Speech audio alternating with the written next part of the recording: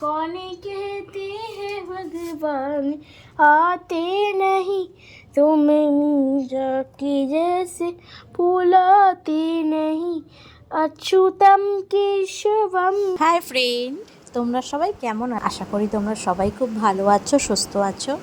আজকে হলো দেখতেই পাচ্ছ জন্মাষ্টমী। হ্যাঁ, শ্রীকৃষ্ণের জন্ম। তো আমরা জন্মাষ্টমী পালন করেছিলাম 26শে আগস্ট। তো আমরা সন্ধেবেলা পালন করেছিলাম। আর দেখতেই পাচ্ছ তিলের নাড়ু, নারকলের নাড়ু, খসা লাড়ু, এখানে উড়িষ্যার এমনি লাড়ু সব ঠাকুরকে দিয়েছিলাম। আর ঠাকুরের যে ননি, মাখন, ক্ষীর সব এখানে সাজানো আছে। কিছু ড্রাই ফ্রুট আছে। হ্যাঁ, আর তালের বড়াটা মিসিং ছিল, কারণ তালের মার্কেটে তাল ছিল না, তালটা পাওয়া যাচ্ছিল না, তাই আমি তালের বড়াটা দিতে পারিনি। গোপালের দোলনা, তো গোপালটা কিভাবে সাজিয়েছিল গোপাল, লোকনাথ বাবা আর সাইনাথ, তিনজনে এখানে দেখো বসে আছে। আর এবার তোমরা দেখতে পাচ্ছ শ্রেয়ানের দিদার, এটা গোপাল। এখানে শ্রেয়ানের দিদার সব যা দেখতে পাচ্ছ খাবারগুলো সব শ্রেয়ানের দিদা করেছিল গোপালের জন্য। শ্রেয়ানের দিদা তো সারাদিন উপোস করে থাকে, মানে সেই দিনটা কিছুই খায় না। অ্যাকচুয়ালি আমার মা সেই দিন কিচ্ছু খায় না, তার পরের দিনকে গিয়ে একদম উপোস ভাঙে সকালবেলা ঠাকুরের প্রসাদ খেয়ে। তো গোপালের জন্মদিন প্রত্যেক বছর আমার মা এইভাবেই সেলিব্রেশন করে।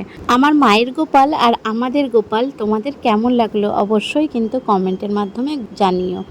চলো সবাই মিলে বলো জয় গোপাল। শ্রেয়ান একটু দোল দোল দিচ্ছে, আর শ্রেয়ান একটা গানও গাইছিল এখানে। তো গানটা এবার তোমরা শোনো, আশা করি তোমাদের ভালো লাগবে। আর এই যে শ্রেয়ান এখানে।